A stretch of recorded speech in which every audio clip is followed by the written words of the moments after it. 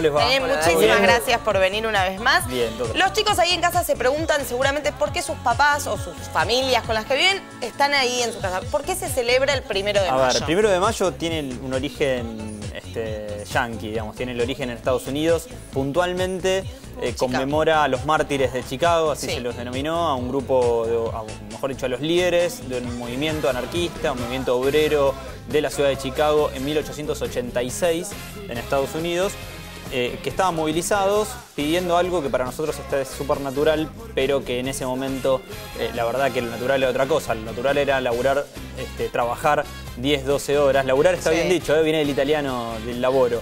10, 12 horas y lo que querían era una jornada de 8 horas de trabajo. 8 horas viene de la idea de que, bueno, 8 horas para trabajar, 8 horas para dormir y 8 horas para la casa, ¿no? De esa ideología trabajadora de la tradicional, digamos. Sí. Y, bueno, se movilizaron en Chicago en 1886 buscando esas 8 horas de trabajo y fueron reprimidos durísimamente, fueron asesinados los principales líderes, otros fueron condenados a cadena perpetua, fueron muy maltratados y el juicio por el cual se los condenó, por ejemplo, a pena de muerte a los principales líderes, fue muy irregular, estuvo muy maniqueo y tenía la intención de amedrentar al resto de los obreros, de frenar las protestas. Bueno, evidentemente no se pudo lograr porque con el correr de los años los obreros fueron conquistando cada vez más derechos. Daniel, ese movimiento que nació en 1800, digo, acá en Argentina llegó muchísimo tiempo después. Porque ¿qué sucedía mientras que transcurría todo ese movimiento en Chicago? ¿Qué pasaba acá en Argentina? A ver, el movimiento obrero va de la mano con la revolución industrial, es decir, cuando se empiezan a generar las primeras fábricas, se empieza a crecer el sistema productivo. Eso pasa primero en Inglaterra y en los países desarrollados de Europa y Estados Unidos. Por eso el movimiento obrero es más grande en esos países y por eso sucede antes allá.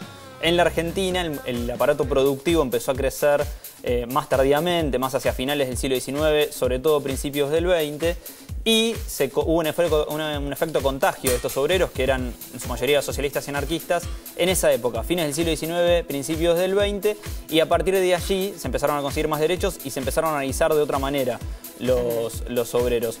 Pero recién en la década del 40, es decir, recién en 1945, empezaron a conseguir derechos que en Estados Unidos y Europa ya se habían conseguido, como por ejemplo las 8 horas de trabajo obligatorias, nadie puede trabajar más de 8, las vacaciones pagas, el aguinaldo, bueno, y un montón de otros derechos sociales y de los trabajadores que hasta 1945-46 los obreros no tenían en nuestro país. Y que eso pasó también mucho con Perón, digo, en la época de Perón, digo, fue quien movilizó todo. O sea, la clave para entender al peronismo es decir, ¿pero por qué el peronismo es tan fuerte y todavía hoy tanta gente sigue siendo peronista? Bueno, porque vino a revolucionar el mundo del trabajo. Los obreros no tenían derechos, eran maltratados, eran explotados y Perón lo que hizo fue reivindicar a la gran masa de los trabajadores, darles un montón de cosas que hasta ese momento no habían podido conseguir. Y también les hablaba de la importancia del trabajo, que es eso, que es algo que hasta ese momento no sucedía. Y el trabajo es lo nodal, lo básico de la sociedad. Fíjate que Hannah Arendt, que es una filósofa alemana de mediados del siglo XX, decía que el hombre es un homo faber, es decir, por esencia el hombre está definido por un hombre que trabaja. No es en muchos casos, no es mío. No, en serio, trabajar no es necesariamente el de el obrero metalúrgico, digamos, el que trabaja con martillos y serruchos. Trabajar es todo lo que transformamos, todo lo que producimos, todo lo que logramos meter como nuevo en el mundo, digamos. Donde no había nada, el trabajo hace algo, ¿sí? Fabrica algo. Y eso puede ser conocimiento como puede ser una mesa. Claro, Daniel, ¿en qué condiciones trabajaban en esa época y cómo evolucionó desde esa época hasta la actualidad? Bueno, trabajaban en condiciones muy indignas, como hay que decirlo, siguen trabajando algunas personas, incluso en la Argentina al día de hoy. Hay muchas marcas de ropa, por ejemplo, que quizás alguno de nosotros tengamos puestas alguna prenda. Y que tienen talleres clandestinos. Que aparte son carísimas y sin embargo fabrican su ropa en talleres clandestinos, donde los obreros ni siquiera tienen, o sea, desde ya no están en blanco, es decir, no están formalizados.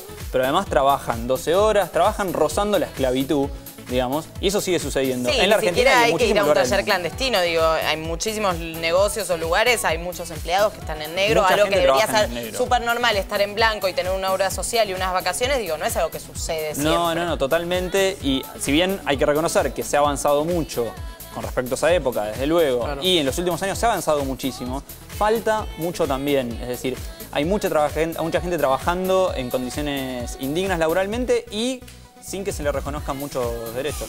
Yo lo que noto mucho, aclarar, decímelo si está bien, que esto de las condiciones de trabajo evolucionó más en el exterior que acá en Argentina. ¿Por qué digo esto? Porque fui a entrevistar o por ahí vi en lugares de trabajo que la mentalidad del extranjero a la hora con sus empleados le da un lugar limpio, un lugar amplio para que sus trabajadores trabajen justamente bien y así ellos se benefician, digamos. Sí, sí, fíjate, hay una frase muy conocida de Perón que decía que la sociedad se divide entre los que trabajan y los que viven de los que trabajan. En la Argentina hemos tenido la mala suerte de que esa clase que vive de los que trabajan siempre trató de maximizar sus beneficios al mango, sin importarle ni un poco las condiciones de vida de los que trabajan, digamos, para ponerlo en términos bien simples, ¿no? Y entonces hubo que conquistarles derechos de prepo, por eso Perón fue tan odiado, por ejemplo, y por eso Cristina Kirchner o Néstor Kirchner también fueron odiados en cierto sector empresarial, porque no dan los derechos así de fácil, hay que arrancárselos, ¿no? Daniel. Y en Europa sucedió algo un poco más paulatino, es decir, hubo una mentalidad de ceder derechos de otra forma, y hubo una conciencia en realidad de que la mejor forma de maximizar ganancias para un empresario es que el trabajador trabaje feliz, contento y con todos los derechos cubiertos. Claro. Sí, Dani, anteriormente hablaste de Perón y de los derechos y se me ocurrió también preguntarte cuál es el lugar de la mujer en la historia del trabajo, ¿no? Porque también es cierto que hoy en día sí, es lo mismo, por ahí en algunos lugares no tanto, ¿no? Por una cuestión por ahí machista o sexista, que la mujer a veces antes no tenía tanto lugar y tanto acceso a un empleo como a lo mejor hoy en día. Sí, a ver, la mujer también conquistó muchísimos escalones en el mundo laboral. En el peronismo, bueno, Evita fue el ejemplo, el emblema de eso. Pero es cierto que hoy todavía para muchísimos puestos de trabajo no gana lo mismo un hombre que una mujer. Se está empezando a reglamentar que eso empieza a suceder. O por ahí los hombres tampoco podemos laburar en lugares que laburan mujeres, por ejemplo. También es el inverso.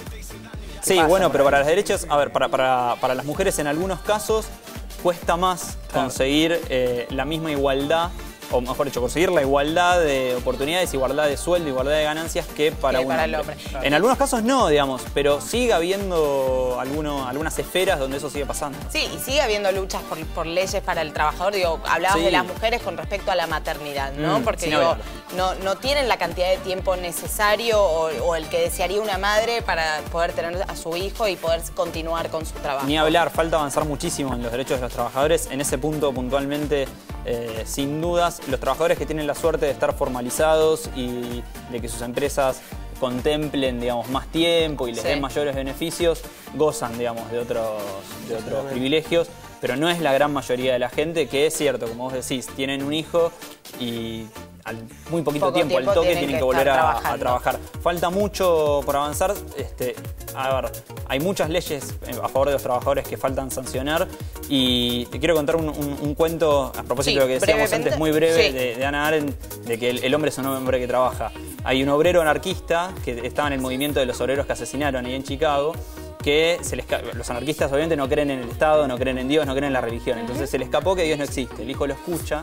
Entonces lo cuenta Galeano esto muy seguido.